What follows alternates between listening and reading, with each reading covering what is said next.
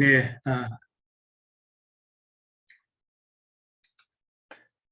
오늘은 에스겔 25장 나눕니다. 지금까지는 이제 24장까지는 주로 이제 남유다의 심판에 대해서 하나님께서 계속 경고하시고 그렇게 그들의 죄악을 그들의 음행을 지적을 하시고 그렇게 경고를 하셨죠. 근데 이제 오늘부터는 방금 형제님 말씀하신 대로 이제 조금 다른 내용이 나옵니다.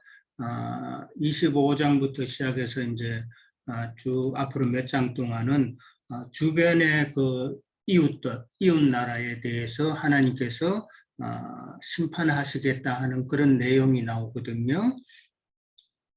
보면은 이제 오늘 25장에서는 이제 암몬 족속과 그 다음에 모압 족속이 나오고 그 다음에 에돔 족속과 블레셋 족속이 나옵니다.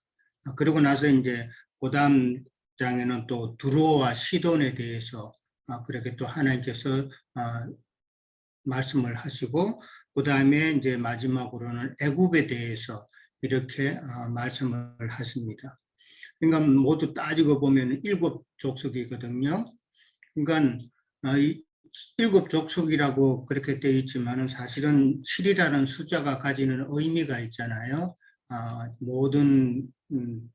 세상 모든 나라에 대한 하나님의 경고를 상징하고 있다라고 이제 그렇게 이해를 하시면 될 것 같고요.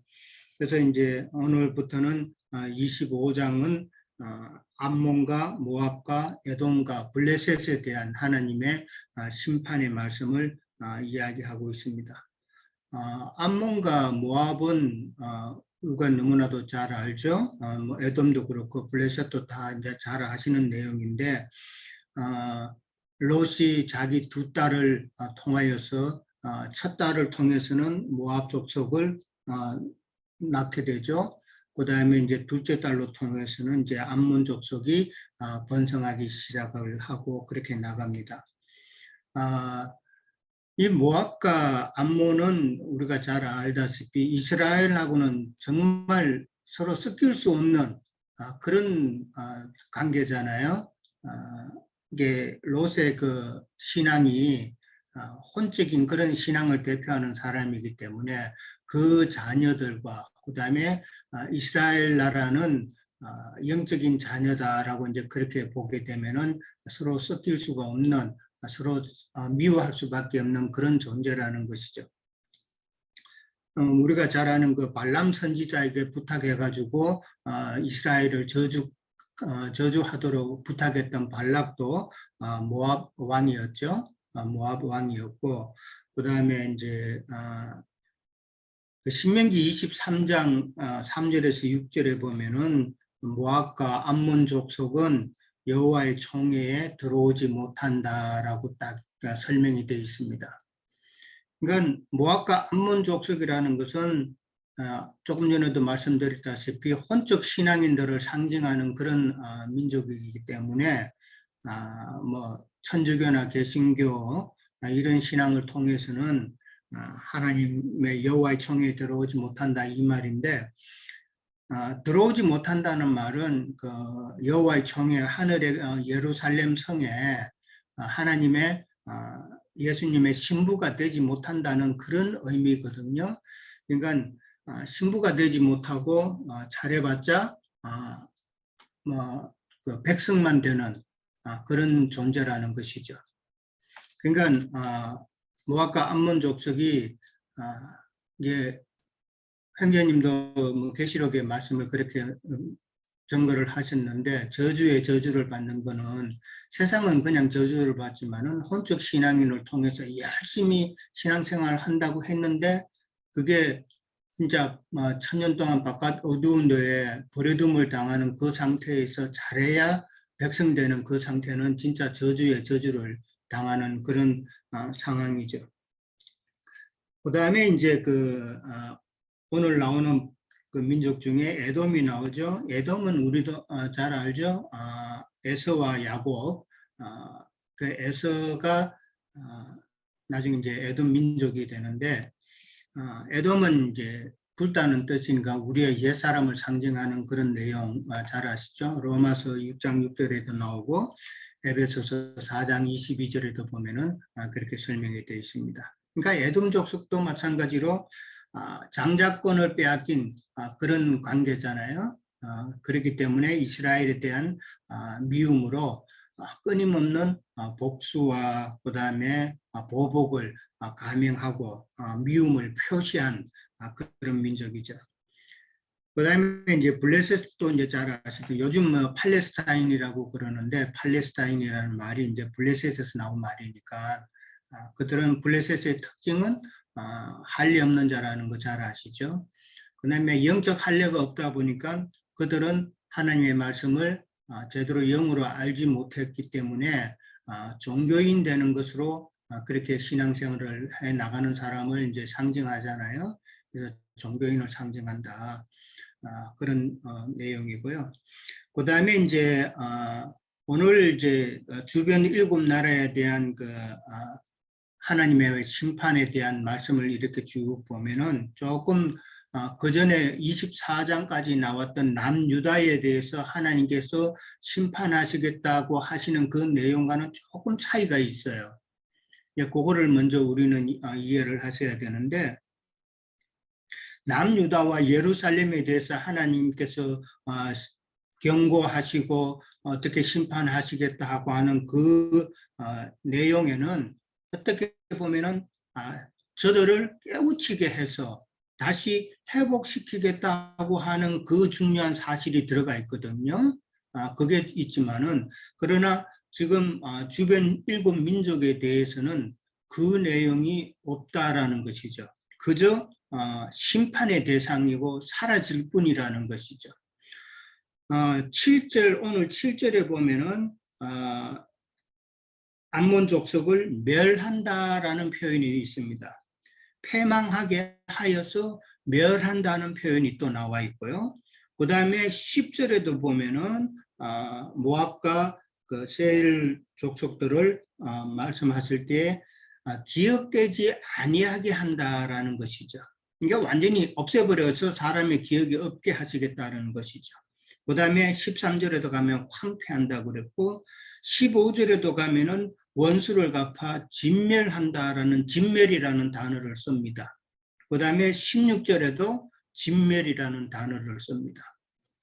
그러니까 남유다와 예루살렘을 심판하실 때는 하나님께서는 이런 단어를 안 쓰신 것 같아요.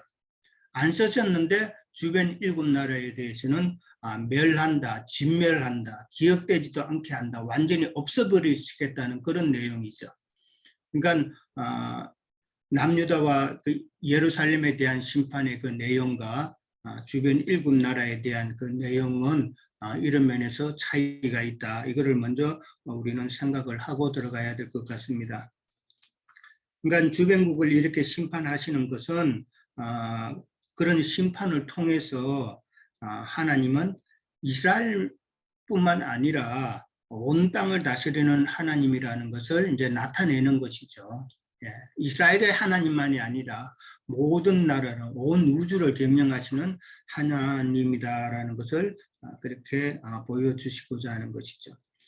자, 1절에서 7절까지는 암몬 족속에 대해서 이제 먼저 설명이 되죠. 암몬 족속은 조금 전에도 말씀드렸지만은 롯이 2딸 가운데서 이제 나온 건데 순서적으로 하자면은 첫 번째 딸에서 나오고 모압 자손부터 먼저 이야기가 돼야 되는데 암몬 자손부터 나오고 그다음에 내용도 보면은 좀 더 분량이 다른 그 모압이나 세일이나 블레셋보다는 조금 더 많아요. 이것은 암몬 족속이 그만큼 제가 더 크다라는 그런 의미가 아닌가 그렇게 우리가 생각해 볼 수가 있겠죠. 이 말은 이제 오늘날 이제 우리가 지난번에 오홀라와 오홀리바에 대해서 이제 말씀을 나누었는데 오홀리바의 제가 엄난이 더 크다고 그랬잖아요. 그러니까 오홀리바 그러니까 암몬의 제가 더 크다. 오늘날 개신교의 그 신앙생활이라는 것이 천주교보다는 더 혼탁하고 정말 간혹 한 번씩 그 기독교 개신교가 집회하는 거, 뭐 부흥회 한다는 거 이런 거 한번 보세요. 그 사람들 완전히 미친 사람들처럼 움직이잖아요. 날뛰고 움직이는데 성경에 나오는 그 두 무덤 사이에서 지금 미쳐 날뛰는 그런 귀신 들린 자처럼 행동하는 거 보면은 야, 우리도 저 가운데 있었는데 하는 그런 생각이 간혹 들잖아요. 그만큼 암몬의 그 죄가 크다라는 것을 의미한다라고 그렇고, 그다음에 이제 3절에 보면은 그들이 이스라엘 백성들이 성소가 더럽힘 당할 때, 그다음에 이스라엘 땅이 황폐할 때, 그다음에 유다 족속이 사로잡혀 갈 때에 그들이 하는 행동이 뭐라고 그랬어요?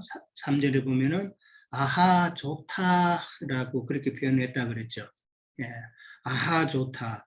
이건 뭐 기쁨의 표시인데 뭐 그냥 기뻐한다는 것보다는 한국 단어에 그런 말이 있잖아요. 막 아유 꽃이다라는 그런 단어. 아주 꽃이 막 아주 고소하다 뭐 이런 단어가 참 적당할 것 같아요. 미국에서는 그런 단어가 있는지는 모르겠지만은 아주 꽃이다라는 그런 단어죠. 아주 미워했다는 거 아니에요. 아주 미워한 사람 그 사람이 잘못되면은 사실 우리도 옛 사람의 성정으로 보면 꽃이죠. 그런 표현인데 근데 이게 하나님 앞에 참 벌받는 원인이 되는 것이죠. 그렇게 말을 하면은 이스라엘은 하나님의 아내된 그런 민족이잖아요. 그러면은 사람도 누가 내 아내를 갖다가 험담하면은 나를 험담하는 것인데 마찬가지죠. 이스라엘 민족을 험담하는 것은 이스라엘과 언약을 맺으신 하나님을 험담하는 것이고 비방하는 것이다.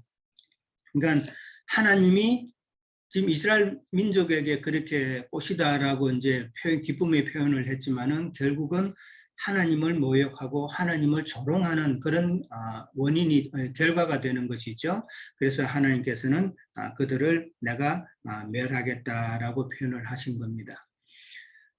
동방 사람에게 기업으로 넘겨준다고 그랬어요. 이제 뺏긴다는 말이죠.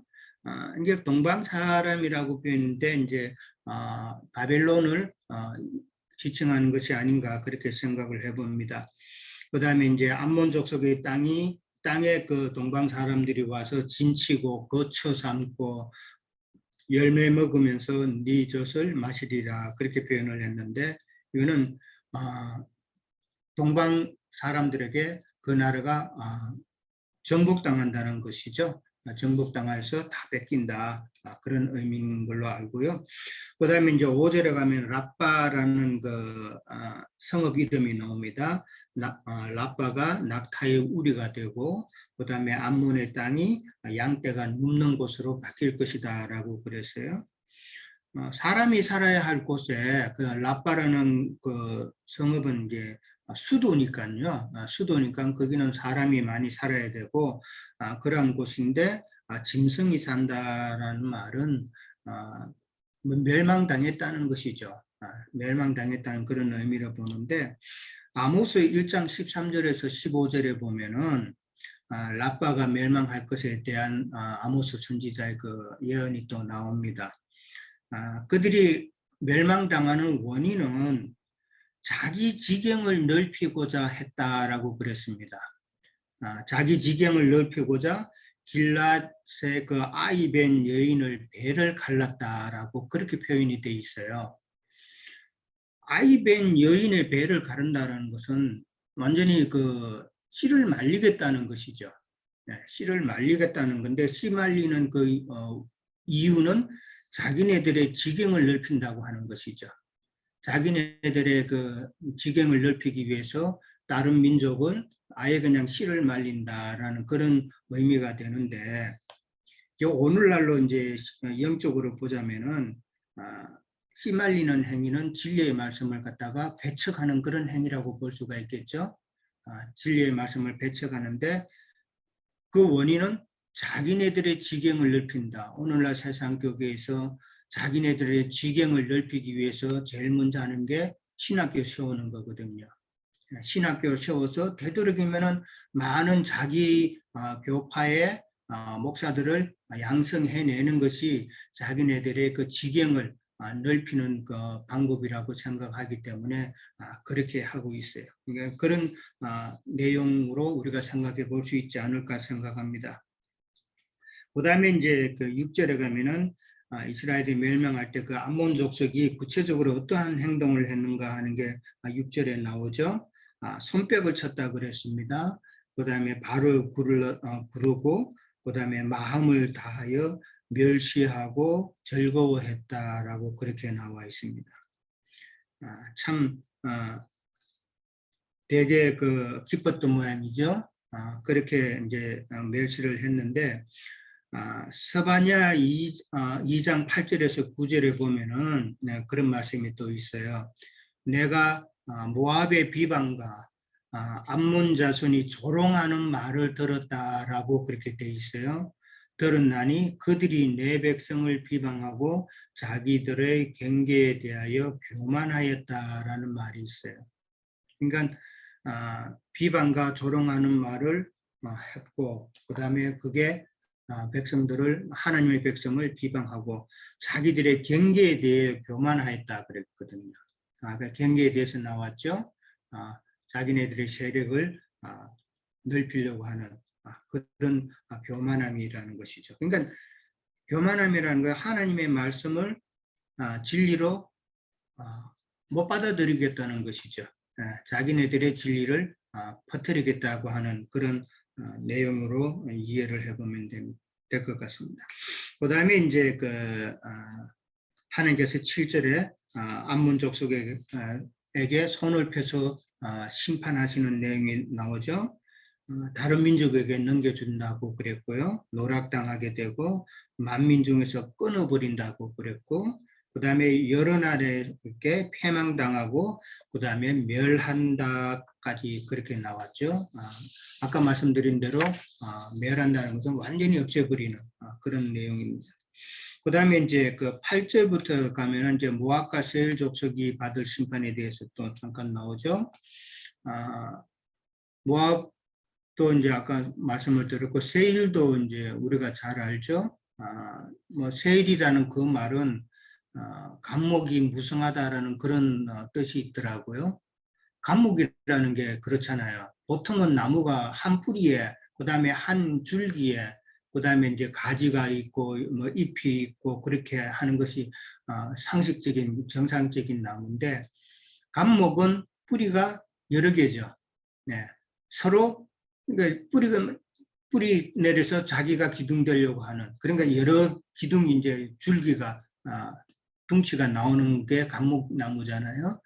그건 이제 서로 이제 자기가 머리가 되고자 하는 그런 모습인데, 세일은 이제 에서 자손이 거주한 지역이죠. 그런 나중에 이제 에돔으로 이제 불리죠. 에돔은 우리가 잘 알듯이 우리의 그 옛사람을 상징한다라고 그렇게 알고 있습니다.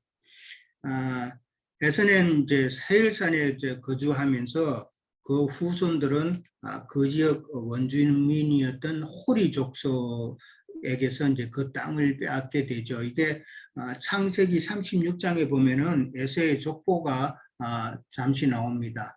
그 족보에서 이제 잠깐 살펴보면은 호리 족속의 그 여인을 에서 그 후손이 자기의 그 첩으로 삼는 그런 이야기가 나와요. 첩으로 삼았다는 것은 그 호리 족속을 정복했다는 그런 의미가 되는 것이죠. 네, 그거 보면은 이제 그렇게 이해를 할 수 있고요. 이 에돔 족속도 이스라엘에게 아까도 잠깐 말씀드렸지만 원한이 많죠.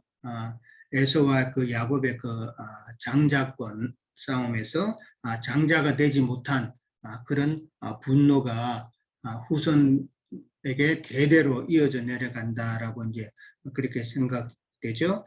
야곱의 집과 원수가 되었다라고 그랬거든요. 야곱의 집과 원수가 된다는 말은 이스라엘과 원수가 된다라는 그런 내용이죠. 근데 이제 모압과 세일 족속이 받을 심판의 그 원인은 그들이 유다 족속은 모든 이방과 다름이 없다라는 이 말을 했다는 것이죠. 유다 족속 이쪽 남유다 족속은 뭐 다른 나라와 별 차이 없다. 그전에는 그러면은 좀 다르게 느꼈었다는 이야기죠. 그것은 하나님께서 저들과 함께 함으로써 좀 선민이고 함부로 우리가 넘볼 수 있는 그런 민족이 아니다라고 이제 생각이 되었는데 저렇게 심판당하고 좀 어려움을 당하는 거 보니까 이 별거 아니네라는 이런 생각이 일어나는 것이죠. 근데 이제 그렇게 말하는 것이 왜 잘못된가? 이 말은 이스라엘은 그 남유다는 하나님과 언약을 맺은 민족이라는 것이죠. 그러니까 하나님과 언약을 맺은 그 남유다인데 그것을 부정하는 것이죠. 그게 이제 하나님 보시기에는 악하다라고 보신 것이죠. 그러니까 하나님과 언약 맺은 민족인데 비방함으로써 그 유다 족속이 결국은 하나님을 떠나게 만드는 그런 행위를 하게 됐다는 것이죠. 그렇잖아요. 우리가 이스라엘 백성들은 하나님이 우리와 함께 하신다는 것을 선민사상을 갖고 좀 특별한 것으로 생각하고 왔는데, 근데 이렇게 되고 다른 그 주변 나라가 다른 이방 나라와 별거 없네라고 이런 식으로 말하면은 이스라엘 백성들이 하나님이 우리를 떠났나? 이건 뭐 이제 뭐 똑같이 돼 버렸네.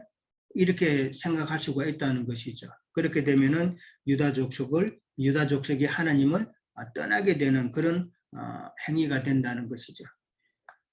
근데 그 말은 이제 오늘날도 우리가 하나님의 말씀을 참 영으로 알고 깨달았고 이렇게 가는데 참 우리가 형편이 세상적으로도 그럴 수도 있겠죠. 어려워지고 영적으로도 하도 많은 사람들이 공격하고 저거 이단이다 공격하고 이렇게 되다 보면은 우리의 마음이 연약해져 가지고 우리가 진리에서 떠나게 될 수도 있는 그런 환경까지도 갈 수 있잖아요.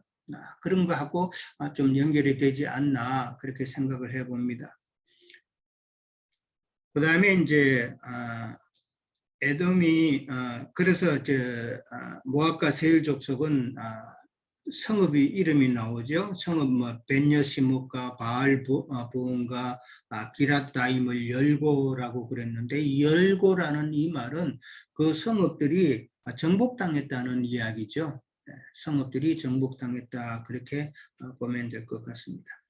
그 다음에 이제 12절에 가면은 에돔이 유다 족속을 쳐서 원수 갚았다라고 그렇게 나오거든요. 에돔이 유다 족속을 쳐서 원수 갚았다는 이 말은 실제로 큰 전쟁으로 해서 뭐 에돔 족속이 유다 족속을 뭐 정복했다는 그런 의미보다는 일종의 복수적인, 왜냐하면 복수하는 것이 그들에게 늘 생각이 돼 있으니까 복수하면서 큰 전쟁이 아닌 요즘 말하면 국지전이라 그러죠.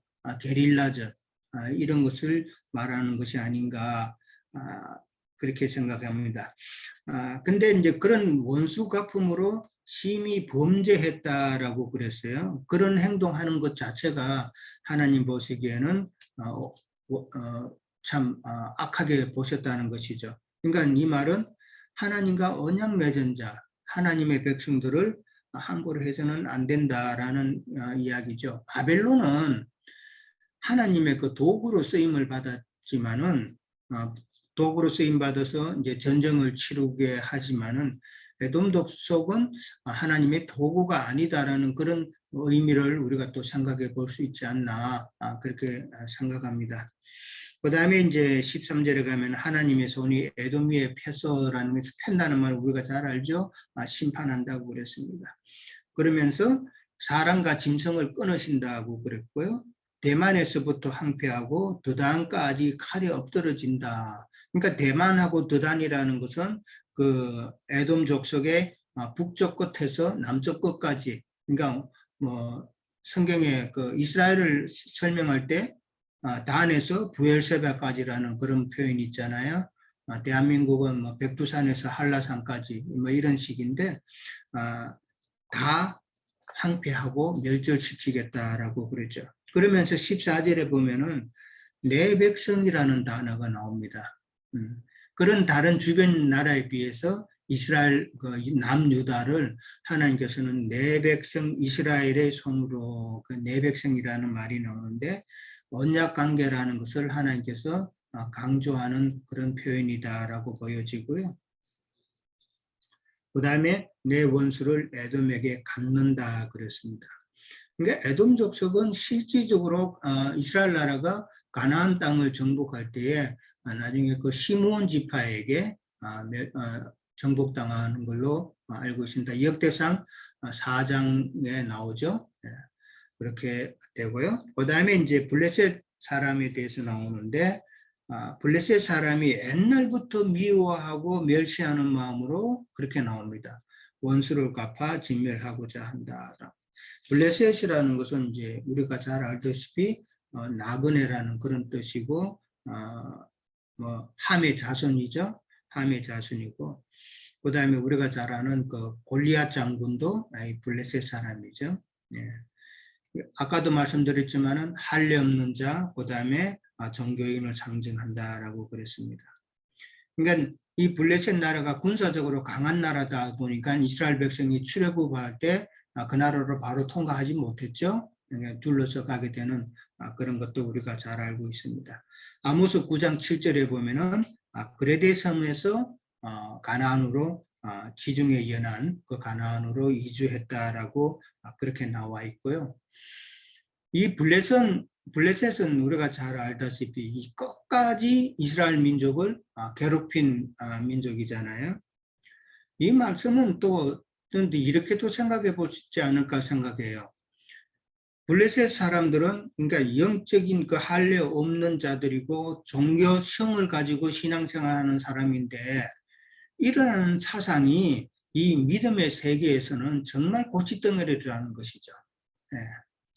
끝까지 그런 혼적인 신앙, 그 다음에 종교적인 신앙, 영적 할례 없는 그런 신앙생활은 참 우리가 참 대적해야 될 민족이고 싸워야 될 대상인 것이죠. 그러니까 끝까지 이스라엘 민족을 괴롭혔다는 것이 그만큼 그들에게는 그게 끝까지 간다는 것이고 어렵다는 것이죠. 그 다음에 이제 16절에 보면은 그렛 사람이라는 표현도 또 나왔어요.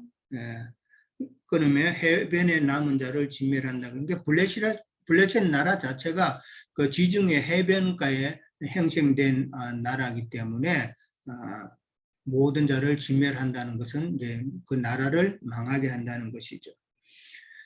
암몬 족속이나 모압 족속이나 그 다음에 에돔 족속, 블레셋 족속의 그 공통적인 특징은 이 민족, 내 민족의 그 공통적인 특징은 옛날부터 이스라엘 나라를 참 미워하고 멸시하는 마음, 잘 못됐으면 좋겠다 하는 그런 마음이 공통적으로 다 있었다라는 것이죠. 예. 이제 그렇게 되면은 징벌도 다 비슷하다라는 것이다. 예레미야 47장에 보면은 구체적으로 그들이 받는 징벌에 대해서도 나오는데 다 비슷한 그런 징벌을 받는다라는 것이죠. 예, 여기까지 하겠습니다.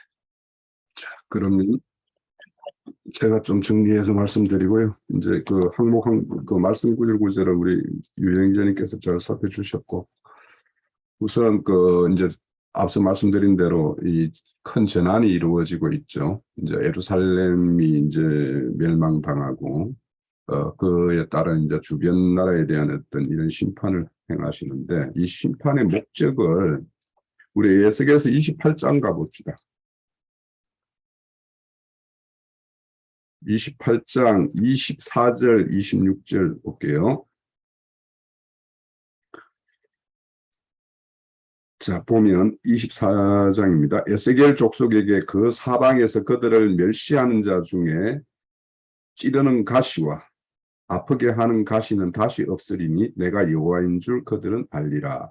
주 여호와께서 이같이 말씀하시느니라. 내가 여러 민족 가운데 흩어져 있는 이스라엘 족속을 모으고 그들로 말미암아 여러 나라의 눈앞에서 내 거룩함을 나타낼 때에 그들이 고국 땅, 곧 내 종 야곱에게 준 땅으로 거주할지라. 그들이 그 가운데 편안히 살면서 집을 건축하며 포도원을 만들고 그들의 사방에서 멸시하던 모든 자를 내가 심판할 때에 그들이 편안히 살며 내가 그 하나님 여호와인 줄 그들이 알리라. 자, 여기 말씀에 보면 이스라엘이 가나안 땅에 들어가 가지고 이렇게 약속의 땅을 실질적으로 이들이 점유하고 있는 땅이 다 약속의 땅이에요. 아직까지 그들은 이제 완전히 정벌을 못했을 뿐이지.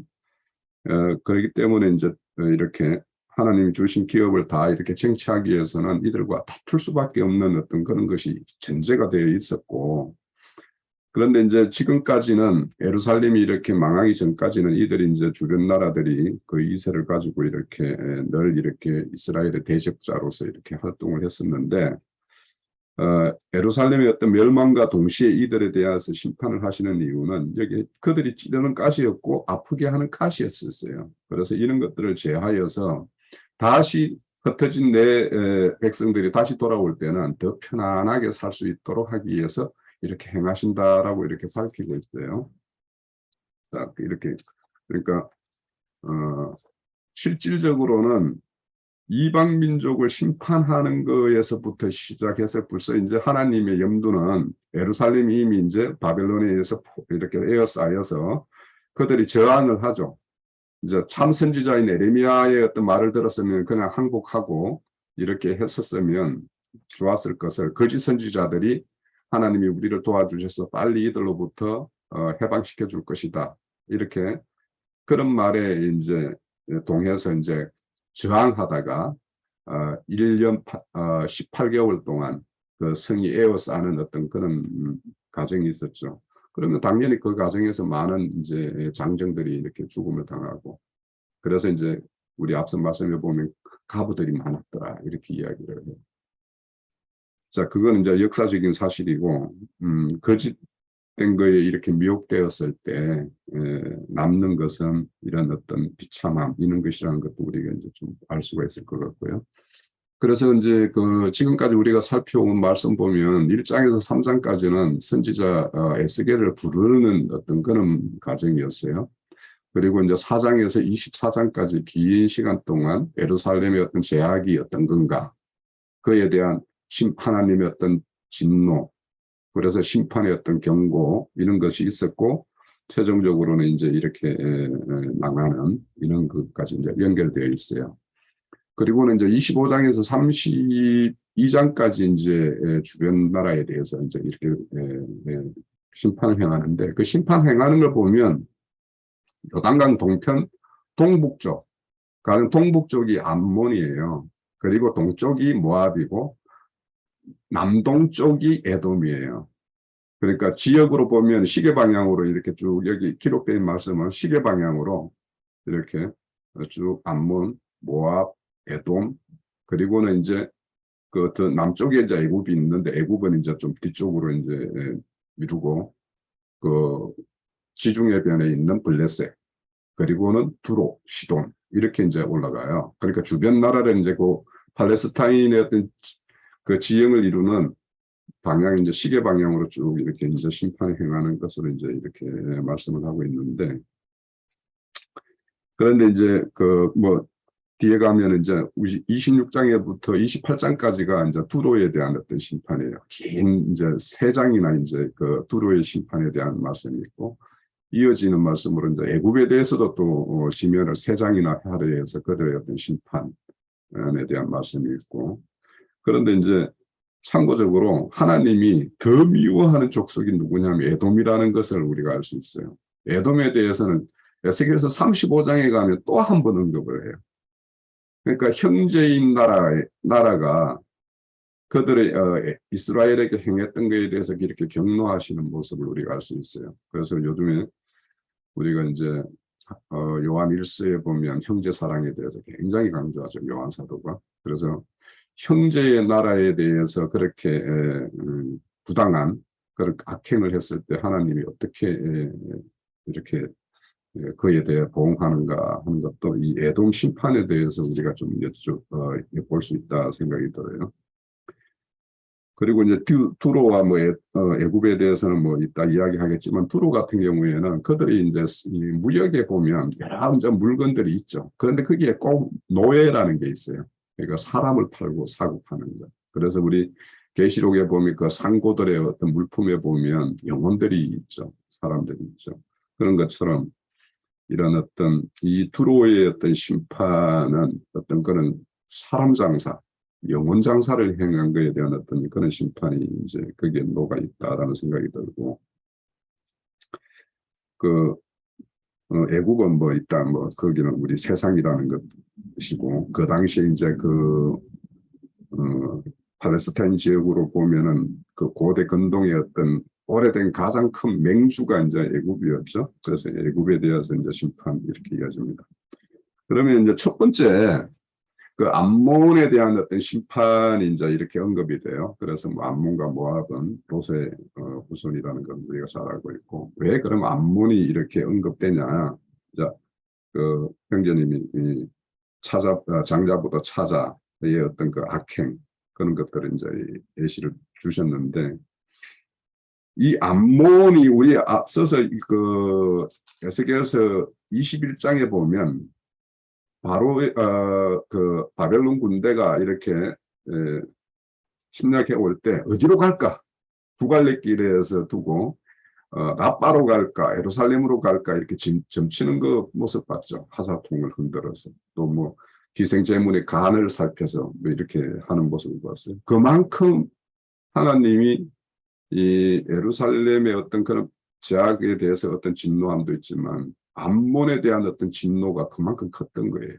이거는 이제 역사적으로도 그 바벨론에 대해서 그 이제 이 시드기야가 이렇게 배역한 거나 암몬이 배역한 거나 견줄만 해요. 정말. 그래서 이제 바벨론 군대가 왜 예루살렘으로 갈까, 라빠로 갈까 이렇게 고민을 했는가 하는 것도 이제 알 수 있는데, 그거는 이제 그 암몬이라는 족속이요.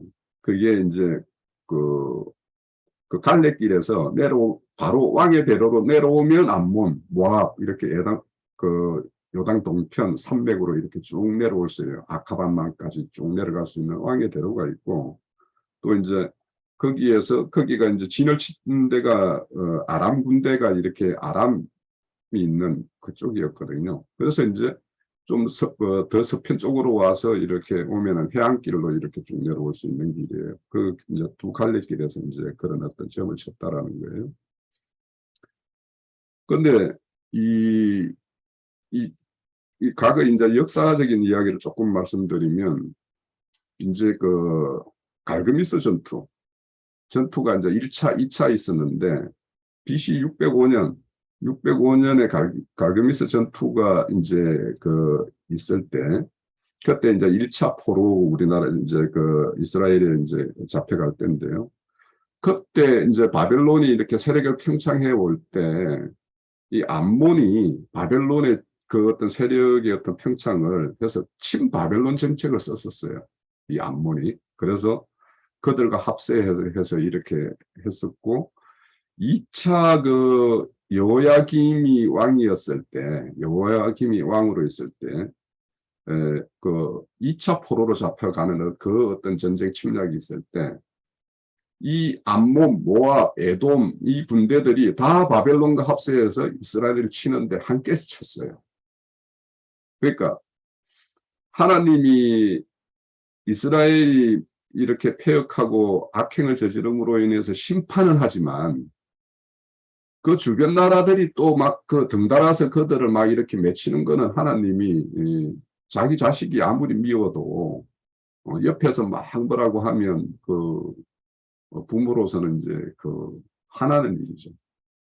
그런 짓을 했던 게 암몬이었고, 또 암몬은 이제 최종적으로 이제 시드기야 왕 때도 이제 여호야김을 폐위시키고, 그 아들 여호야긴이 한 3개월 왕위에 올랐다가 바로 이제 또 폐위시키고 시드기야 왕을 세웠죠. 그 시드기야 왕이 이제 통치를 하는 동안에 처음에 이제 그 바벨론이 이제 세웠기 때문에 바벨론에 대해서 잘 했죠. 종신국가로서 이제 조공도 바치고 잘 하다가 이제 그 바벨론 제국이 이제 급속도로 갑자기 이제 제국의 어떤 영토가 커지니까 그걸 다스릴 역량이 안 되는 거예요. 그러면 각 곳곳에서 이제 소요가 일어나고 반란이 일어나고 하니까 그걸 제압하느라고 이 팔레스타인 지역까지 바벨론의 어떤 통치 손길이 좀 느슨해진 틈을 타서 시드기야가 바벨론을 배반하고 친애국 쪽으로 돌아서는 거예요.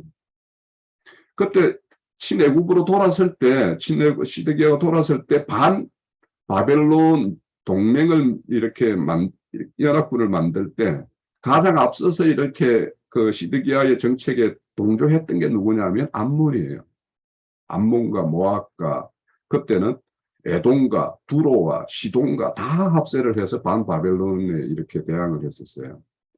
그런데 이제 다른 데를 이렇게 평정하고 이제 바벨론 느부갓네살이 다시 이제 얘들이 나를 배반해 해가지고 이제 팔레스타인 땅에 딱 들어온다라고 할 때, 그러니까 두 갈래길에서 점을 쳤다라고 하지만 실질적으로 그때 암몬의 왕이 가서 이제 바벨론에게 항복하고 당신에게 협조하겠다 했을 수도 있어요. 물론 이제 거기에는 점 쳤다라고 나오지만 그때 바로 이제 반연합군을 이루고 있던 데에서 딱 떨어져 나가면서 그 연합군을 배반을 또 한 게 누구냐면 암몬 족속이에요.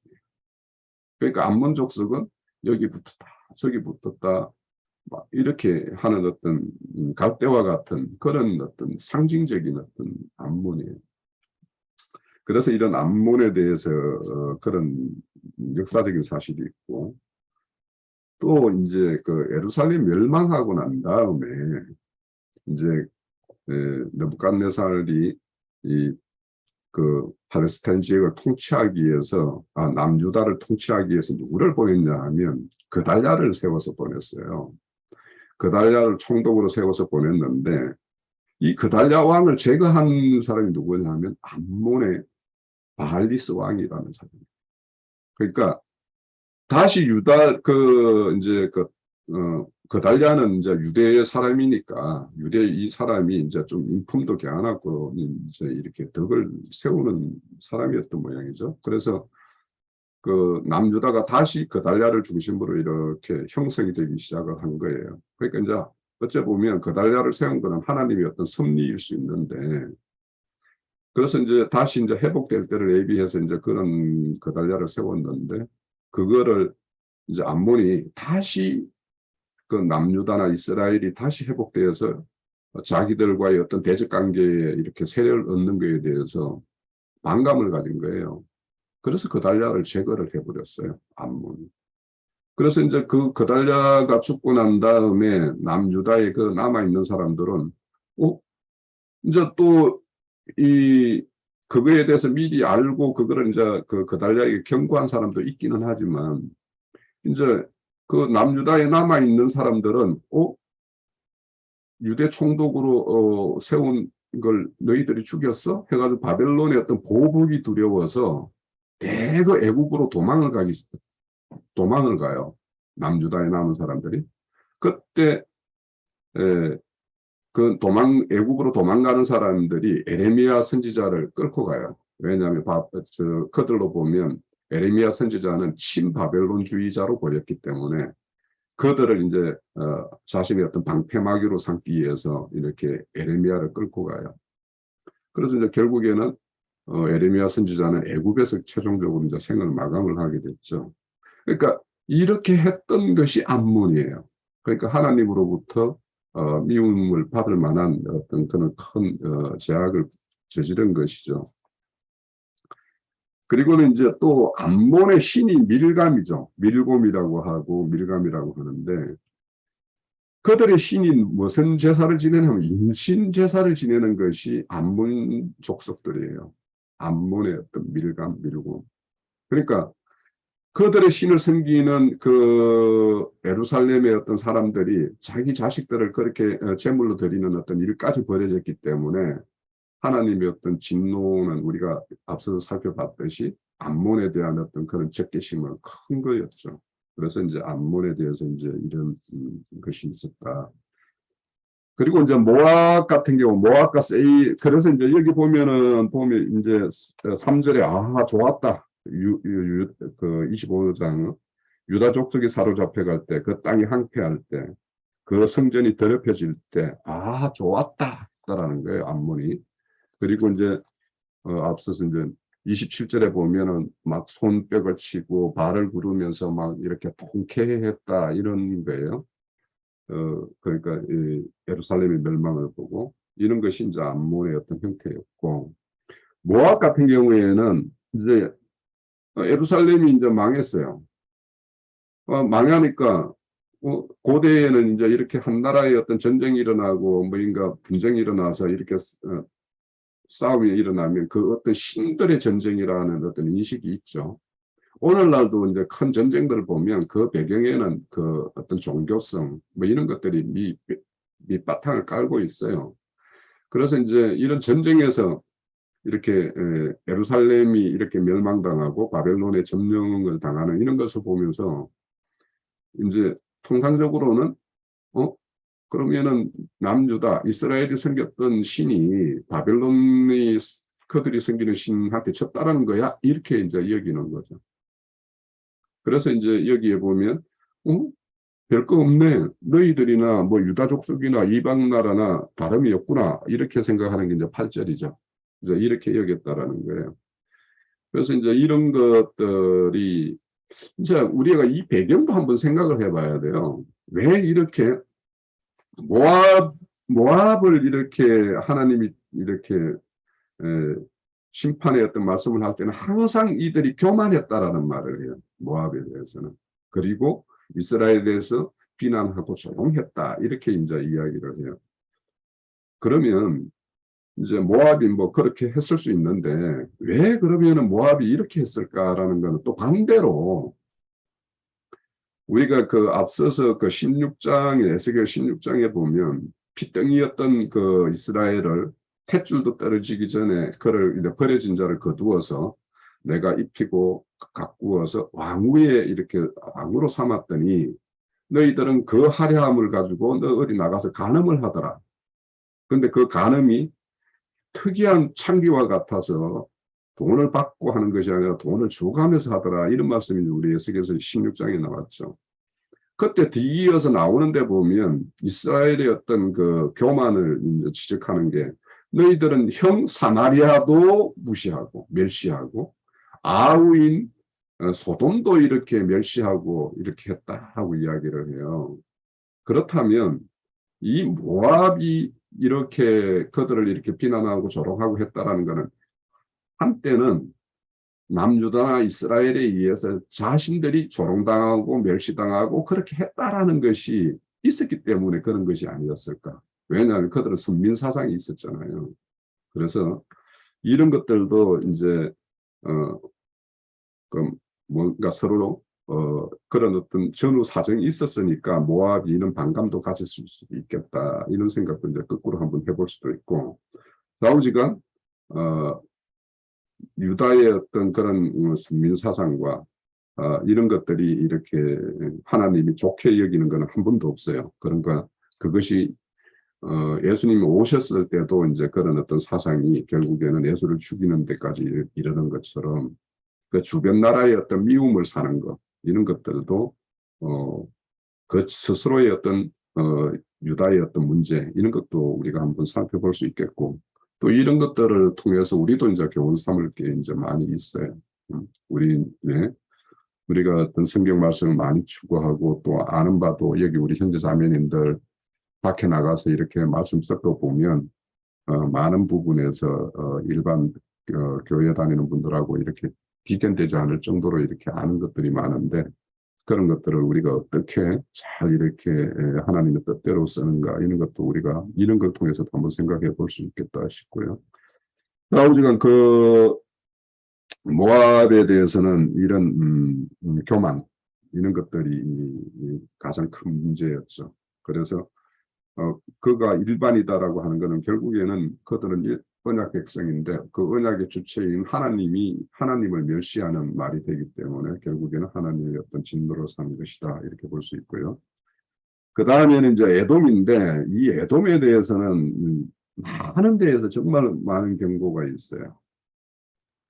그 아모스에서도 있고 또 이사야서에서도 있고 에레미야서에도 있고 뭐 에스겔서는 여기에도 이제 에돔의 여기는 간단하게 언급되지만 35장에 가면 35장 한 장을 다 에돔에 대한 심판으로 이렇게 또 뒤늦게 이렇게 언급을 해요. 그만큼 그 에돔에 대한 어떤 하나님의 진노가 크다라는 것을 우리가 알 수 있는데 그 에돔에 대해서는 이제 출애굽 과정에서 보면 하나님이 이제 모세를 인도할 때 그들을 형제 국가로서 잘 애우하라고 이렇게 우리가 하는 것을 우리가 볼 수 있죠. 그만큼 하나님 심중에는 에돔을 여전히 야곱의 어떤 형제 국가로서 이런 생각을 가지고 있는데 이제 이들은 그 아주 적대적으로 이제 행했다라는 거죠. 오바댜서 같은 데 보면 너희들이 오히려 바벨론 형제국이 이렇게 환난과 공격을 당할 때 너희들이 어떻게 해야지 마땅하냐 막 이런 하는데 오히려 그들과 합세해서 그들이 탈취할 때 너희들도 제비 뽑는 자 한 사람처럼 거기 참여해서 제비 뽑기 위해서 막 참여한 사람 같이 그렇게 행했다 이렇게 말씀을 해요. 그만큼 이 에돔은 이스라엘에 대해서 적개심이 이렇게 컸던 거는 우리 뭐 창세기에 보면 그 에서가 장자권도 이렇게 취하여 가고 또 장자의 축복까지도 취하여 가고 이렇게 했죠. 그런데 이제 우리가 저는 이제 이 말씀을 보면서 이제 하나 좀 생각해 볼 게 에서와 이제 야곱이 에서를 만나러 이렇게 가죠. 그 가서 만나고 이제 화해를 해요. 그런데 이제 그 후손들은 이렇게 화해하지 못하는 모습이 보이는데 그런데 그때 뭐냐면 야곱의 형제를 만나고 난 다음에 에서가 그 당시에는 가나안에 살고 있었어요. 가나안 땅 본토 그 중심지에 있다가 온 그 에서의 어떤 온 가족 그 족속들을 다 이끌고 어디로 가냐면 세일산으로 가는 거예요. 그러니까 그 아까 호리 족속들이 이렇게 점하고 있는 지역으로 가요. 이것도 하나님의 참 큰 섭리다. 결국에는 야곱 족속은 가나안 족속들, 가나안 땅을 이렇게 쟁취해야 될 어떤 그런 민족으로 이렇게 세움이 받았는데 그 에서 족속이 가나안 땅 본진을 거기에 이렇게 점유하고 있으면 형제 간의 어떤 전쟁은 불가피하게 일어날 수밖에 없죠. 그런데 그거를 어떤 연유인지 뭐 거기에 대한 어떤 자세한 기록은 없으니 알 수 없지만 그 에서 족속들을 가나안 거기에서 세일산으로 이렇게 다 옮겨버려요. 가나안 땅 그리 가요. 이제 에서가. 그거는 어찌 보면 하나님의 섭리이기도 하겠지만 정말 그 야곱의 어떤 그런 거에 대해서 에서는 일견 어떤 이해를 가지고 있었던 부분이 있지도 않는가. 형제의 어떤 다툼을 피하기 위한 어떤 그런 조치가 아니었는가 이런 생각도 합니다. 자, 에돔에 대해서는 이런 형제국의 도리 또뭐 이런 것들에 대해서 우리가 좀 형제 사랑 이런 거와 함께 이제 이 연주어서 한번 살펴볼 의미가 있고 그런데 이제 이 에돔 족속은 예수님이 오셨을 당시까지도 실질적으로는 그 족속들이 다윗에 의해서 이 모압과 암몬과 이 대략은 이렇게 정리가 됐는데 그럼에도 불구하고 이 에돔 족속은 예수님이 오셨을 때까지도 이어져요. 이스라엘 백성을 대적하는 걸로. 그들이 이제 우리 흔히 이제 이둠의 사람 헤롯 아시죠? 헤롯 안티파르테. 그러니까 헤롯 가문이 로마의 어떤 행정 통치권을 이렇게 헤롯 가문이 받아가지고 이 팔레스타인 지역의 분봉왕으로 이렇게 다 이렇게 책임을 받아서 행사하죠. 그래서 예수님 오셨을 때도 그 헤롯 가문과 그래서 결국에는 예수님의 죽음에 이르는데도 이 헤롯 가문 에돔 족속들이 결국에는 이렇게 관여를 해요. 그만큼 이 에돔은 하나님의 어떤 심판의 대상으로 이렇게 지금 말씀에서 언급하는 것처럼 그런 어떤 역사적인 사실이 계속 이어지고 있다는 것도 우리가 알 수 있고, 최종적으로는 이제 에돔 족속이 예루살렘 성전 AD 70년 로마에 의해서 완전히 예루살렘이 함락, 성전이 문 닫을 때, 그때서 에돔 족속은 역사상에서 완전히 사라져요. 그때까지 이제 이 에돔 족속은 그렇게 이어졌다. 그리고 이제 그 마지막으로 이제 블레셋 족속인데, 이 블레셋이라는 말, 앞서 이제 형제님 말씀대로 이 말 자체가 이주자, 애국인 이런 뜻을 가지고 있어요. 그러니까 이들이 원래 그 팔레스타인 땅에 이렇게 본 진영을 이루고 있었던 족속이 아니라, 여기 보면 이제 그렛이라고 되어 있는데 그라데 섬이죠. 그라데 섬이나 그 주변에 에게해 여러 섬들이 있어요. 그 섬들에서 이렇게 지중해 바다를 건너서 이렇게 건너온 족속이다 이러죠. 그래서 이거를 이제 에레미야 선지자나 뭐 아모스는 갑돌 사람이다 이렇게도 이야기를 해요.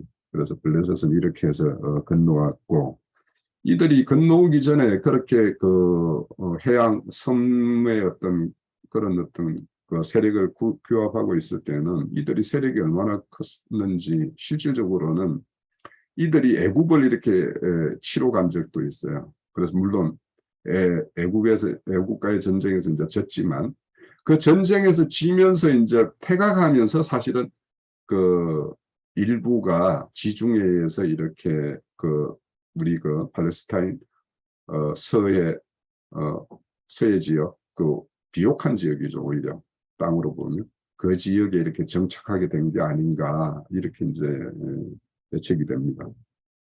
그런데 그들의 신은 이제 다곤과 바알세부, 그래서 우상신을 이제 이렇게 섬겼던 거고, 그들의 성읍은 이제 5대 성읍이죠. 대표적으로 뭐 우리 가끔 뭐 애우기도 하고 했었는데 뭐 꼭 애울 필요는 뭐 있는가 싶기는 한데, 가사, 가드, 아스돗, 아스글론, 에글론.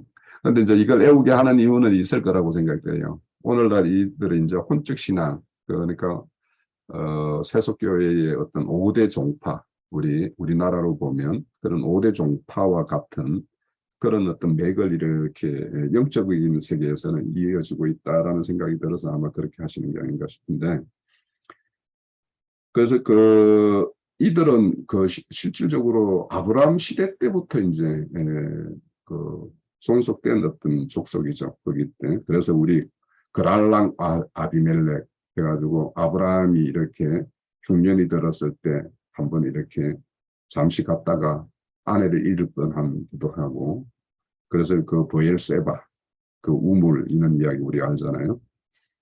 근데 이제 앞서 형제님 말씀처럼 이들이 세력이 컸기 때문에 출애굽 과정에서 이스라엘이 아주 그렇게 정돈된 어떤 그런 진영이 아니었을 때 그들과의 어떤 전쟁에서 이기기가 만무하니까 그들을 피해서 이렇게 돌았다고 하죠. 그런데 이제 그 사사시대 때도 보면은 삼손이라는 사사가 이제 싸운 게 주로 이제 블레셋이었죠. 블레셋 그만큼 그랬고, 또 이제 왕정 시대로 넘어갔을 때는 이제 그 마지막 사사시대 때 사무엘 때는 이제 막 언약궤를 그들에게 빼앗겨 가지고 그렇게 했던 적 있죠. 참 언약궤를 빼앗겼다라는 것은 우리가 참 의미를 깊게 생각해 볼 필요가 있겠다 싶어요. 그리고는 이제 최종적으로 왕정이 됐을 때는 이제 사울과 그 아들 요나단이 이 블레셋 족속에 의해서 죽음을 당해요. 그러니까 이 블레셋이라는 것이 이스라엘의 어떤 그런 태동에서부터 오랜 시간 동안 이렇게 이스라엘을 괴롭혔던 대표적인 족속들이죠. 그런데 이제 이게 정리된 게 누구냐? 블레셋 족속이 여기에 해변에 남은 자들 하는데, 그러니까 큰 세력은 이제 소멸되었다라는 게 이게 전제가 되어 있어요. 여기 보면은 해변에 남은 자들을 진멸하되 이렇게 한 것처럼 이 시대에는 블레셋 족속이 이스라엘에게 큰 영향을 줄 수 있는 그런 세력은 아니었고, 다윗 시대 때 거의 블레셋 족속은 멸망을 해요. 그 이후에는 블레셋 족속이 실질적으로 이스라엘을 이렇게 괴롭히고 한 역사는 없어요. 거의 기록이 없고 그만큼 이제 그랬던 거고. 그런데 이제 블레셋은 남은 자까지도 이렇게 진멸한다라는 거는 어찌 보면 오늘날 이렇게 신앙으로 보면 본적인 신앙에 대해서 하나님의 어떤 그 미워하심 이런 것들을 우리가 엿볼 수 있다 싶습니다. 자, 좀 정리하면 이제 그 하나님 백성을 괴롭힌 그 이방 나라 족속들에 대해서 하나님이 어떻게 심판을 하시는가. 그리고 이제 모압, 암몬, 또 에돔 같은 경우는 혈통적으로도 좀 상당히 깊은 관계가 있음에도 불구하고 그 이스라엘과의 어떤 대적 관계에 있었다라는 거. 이거는 오늘날 이제 같은 신앙을 한다라는 그런 어떤 세계에 있지만 다툼이 있을 수밖에 없는 이런 것들도 이제 대변한다라고 볼 수 있고요. 또 하나님의 백성을 멸시하는 거는 결국에는 하나님을 멸시하는 것이 되기 때문에 그런 거에 대한 어떤 심판의 어떤 교훈, 우리가 이런 것들을 좀 25장 이방 족속들의 어떤 심판 과정에서 우리가 좀 헤아려 볼 수 있겠다 싶습니다. 자, 제 증거는 이 정도로 마치겠습니다.